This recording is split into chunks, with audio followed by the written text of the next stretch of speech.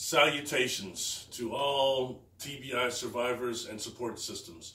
What I want to talk about is go into a part 2 about diffusion axonal. And this is connected to my personal experience, one of the injuries I took, but there's very much a spiritual component involved in this, and I want to go over it, all right? One is that one example of diffuse axonal that I had, the worst severe kind, is where actually as you're having the impact of the brain injury itself, the brain shifts in its case. Okay, that's what happened to me. Now, I remember I was talking to my sister and my brothers probably about a year ago. They were sitting there and my sister started crying. They said, they told us you were probably going to die because of the brain swelling, and then also because your brain had shifted in its case, had turned. And they said if your brain didn't turn back, that would probably also kill you. All right, so that, and I guess my mom stood up and said, hey, that's BS. He's not dying. She was right. Anyway, that's not beside the point. But that's what happened to me. So I wanted to talk about that as well. Now, while I was in the coma itself, a very well-known clairvoyant in my city by the name of White Dove came to see me. She's somebody I met when I was 16, so I've been dealing with her off and on for years. But she came to see me in the hospital, and she was allowed to go back into my ICU room. And what she said to me, and this is when I had gotten well enough to start communicating with people and remembered who I was, she said that when she walked into the room, there were 6 angels in the room.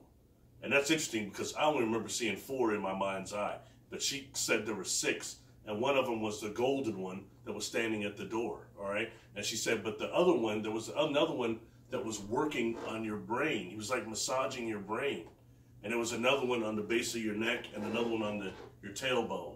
And those were where I did have injuries also. But anyway, she said, she kept saying he was doing something to your brain. He was massaging it. Okay, then one day as I'm in the coma, my family received a call in the morning and we were told almost the impossible happened. His brain shifted back in the case. So that is something I think that is very valid when talking about this. What she said, what the injury actually is, what I'm telling you, because I'm here fairly cognitive, as you can see, thank good God, and to everyone who supported me to being to this point.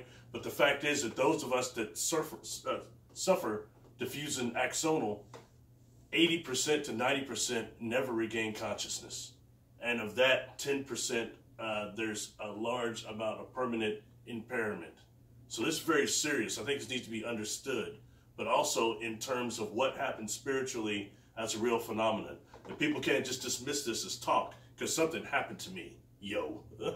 And my brain did turn back, and I can thank, and I didn't die from the swelling. There's a reason for that. I know that these angelics, these super nanofem, were involved in that, just like I talked about in my near-death experience. So I just wanted to go over that because it's very personal to me. It touches me in my heart. I take this serious, and I've tried to, like everything that happened to me, whether it's weird contact experiences or whatever. I didn't think I was going to go and die and come back, but hey, I tried to understand what happened to me and put some science to it and not just walk around in this matrix out of it. So anyway, to all survivors, thank you.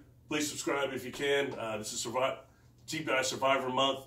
Thank you to everybody who's helped and supported on this, and even taking the time to listen and care about those of us that have been affected with this injury.